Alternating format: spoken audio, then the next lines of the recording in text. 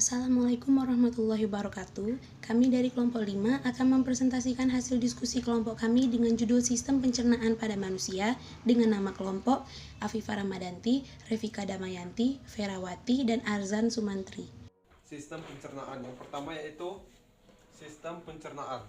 Sistem pencernaan organ dalam manusia yang berfungsi untuk menerima makanan, mencernanya menjadi zat-zat gizi dan energi, menyerapnya menjadi zat-zat gizi ke dalam aliran darah, serta membuang bagian makanan yang tidak dapat dicerna atau merupa sisa proses tersebut dari tubuh. Sistem pencernaan ini terdiri atas saluran pencernaan alimentar, yaitu muskular panjang dari mulut sampai anus seperti gigi, lidah, kelenjar, salipa, hati, empedu, dan pankreas. Selanjutnya yang kedua yaitu fungsi pencernaan.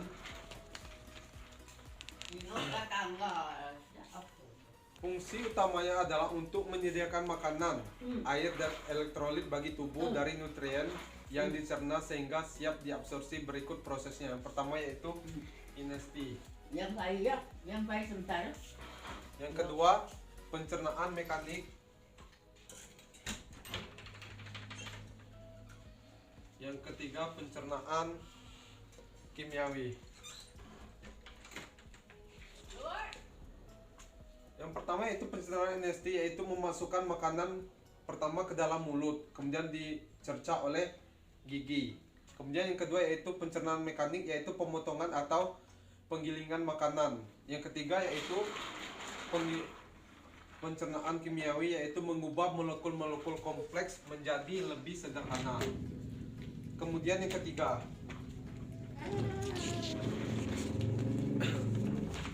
yaitu mekanisme atau proses sistem pencernaan. Yang pertama yaitu pencernaan mekanik. Yang kedua pencernaan kimiawi. Sudah saya jelaskan tadi, pencernaan yang terjadi pada mekanik ini yaitu pencernaan yang terjadi dalam mulut dan lambung. Pertama mulut, yaitu dikunyah melalui gigi. Yang kita ketahui ada beberapa gigi. Yang pertama itu gigi Graham, seri, Staring, seperti itu. Kemudian di dalam lambung, ini termasuk ke dalam proses pencernaan kimiawi. Gerakan seperti meremas makanan yang terjadi di dalam lambung, seperti itu. Kemudian yang kedua, proses kimiawi. Proses kimiawi ini dilakukan oleh enzim, merupakan protein berfungsi sebagai biokatalis di dalam tubuh. Enzim yang berperan adalah yang pertama amilase, propase, lipase, dan malpase. Yang pertama yaitu amilase, yaitu dihasilkan oleh kelenjar salipa. Kemudian yang kedua yaitu propase. Propase itu sendiri dihasilkan di dalam lambung. Kemudian lipase dihasilkan di pankreas, yaitu seperti lemak, lipid. Kemudian terakhir malpase, yaitu dihasilkan di usus kecil untuk memecah maltosa. Selanjutnya zat-zat makanan. Yang pertama karbohidrat merupakan senyawa yang terdiri dari karbon, hidrogen, dan oksigen, di mana memiliki fungsi sebagai sumber energi, mengatur metabolisme lemak, dan membantu pengeluaran feses. Karbohidrat diklasifikasikan menjadi 3, ada monosakarida, disakarida, dan polisakarida. Yang kedua, protein merupakan senyawa yang tersusun dari karbon, hidrogen, oksigen, dan nitrogen, serta membentuk rangkaian yang disebut asam amino. Asam amino sendiri terbagi menjadi 2, ada asam amino esensial, merupakan asam amino yang tidak dapat disusun oleh tubuh, dan asam amino non-esensial, merupakan asam amino yang dapat disusun oleh tubuh.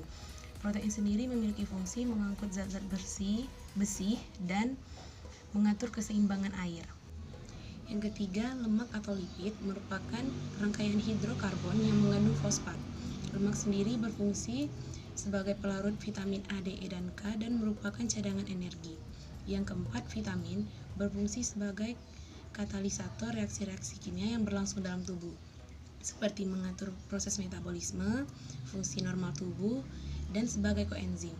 Vitamin sendiri dibedakan menjadi dua golongan. Yang pertama vitamin yang larut dalam air seperti vitamin B dan C, dan vitamin yang larut dalam lemak seperti A, D, E, dan K. Yang terakhir mineral berfungsi sebagai zat pembangun dan pengatur yang berperan dalam pemeliharaan fungsi tubuh pada tingkat sel, jaringan, dan organ serta fungsi tubuh secara keseluruhan. Selanjutnya saya akan menjelaskan tentang organ atau saluran pencernaan. Di dalam saluran pencernaan itu terdapat rongga mulut dibantu oleh gigi, lidah, dan kelenjar air ludah. Selanjutnya itu paring, esofagus atau kerongkongan. Esofagus atau kerongkongan adalah tabung berotot pada vertebrata yang dilalui sewaktu makanan mengalir dari bagian mulut ke lambung. Esofagus bertemu dengan paring yang menghubungkan esofagus dengan rongga mulut pada ruas ke-6 tulang belakang. Selanjutnya itu lambung. Lambung itu mempunyai 3 fungsi. Yang pertama, tempat penyimpanan makanan sementara.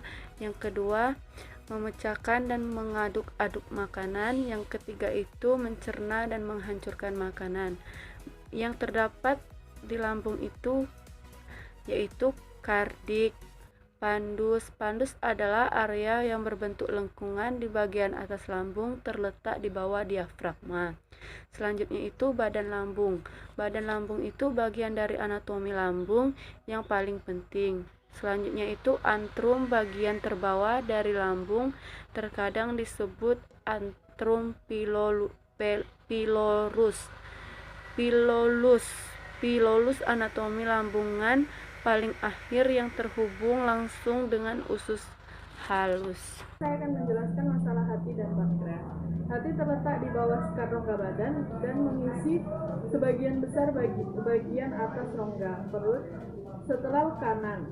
Fungsi hati antara lain untuk memproduksi enzim-enzim, merombak sel-sel darah merah mati, menampung vitamin A, D, E, dan K yang berlebih.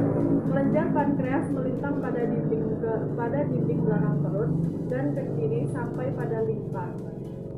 Limpa ujungnya terletak dalam lengkung usus 12 jari. Saluran pankreas bermuara di dalam usus duodenum bersama dengan saluran empedu. Pankreas memiliki 2 fungsi utama, yaitu menghasilkan hormon yang mengatur glukosa darah dan menghasilkan pancreatic juice. Pancreatic juice merupakan sekresi pankreas yang bercampur dengan air. Dan selanjutnya yaitu usus halus atau intestinum. Suatu saluran menyerupai selang dengan diameter sekitar 2,5 cm. Makanan setelah dicerna di dalam lambung akan masuk ke dalam usus halus, melepaskan cairan empedu menuju duodenum melalui saluran empedu. Usus halus terbagi menjadi 3 bagian, yaitu duodenum atau usus 12 jari karena panjangnya sekitar 12 jari dewasa sejajarnya. Yang kedua yaitu jejunum atau usus kosong karena pada orang yang telah meninggal bagian usus tersebut kosong. Yang ketiga yaitu ileum atau usus penyerapan karena pada bagian inilah zat-zat makanan diserap oleh tubuh. Yang selanjutnya yaitu usus besar. Di dalam usus besar, sisa makanan akan diuraikan dengan bantuan bakteri Escherichia coli. Salah satu fungsi usus besar adalah menyerap air yang masih tersisa pada makanan. Selanjutnya yaitu rektum dan anus. Secara teratur, rektum dan anus di dalam usus besar, vasus didorong secara teratur dan lambat oleh gerakan peristaltik menuju ke rektum atau poros usus yang merupakan bagian dari saluran pencernaan. Bagian bawah poros usus itu akhirnya bermuara pada lubang dubur yang nantinya mengeluarkan feses. Selanjutnya, kelainan atau penyakit pada sistem pencernaan manusia.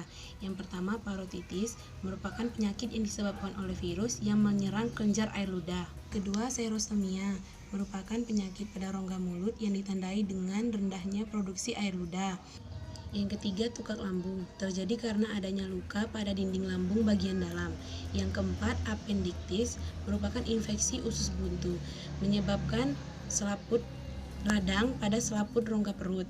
Yang kelima ada diare, merupakan penyakit yang disebabkan oleh infeksi bakteri maupun protozoa pada usus besar. Dan yang terakhir, konstipasi atau sembelit terjadi karena penyerapan air yang berlebihan pada sisa makanan di dalam usus besar. Itulah hasil presentasi dari kelompok 5. Jika ada kesalahan kami mohon maaf. Semoga bermanfaat. Kami tutup. Wassalamualaikum warahmatullahi wabarakatuh.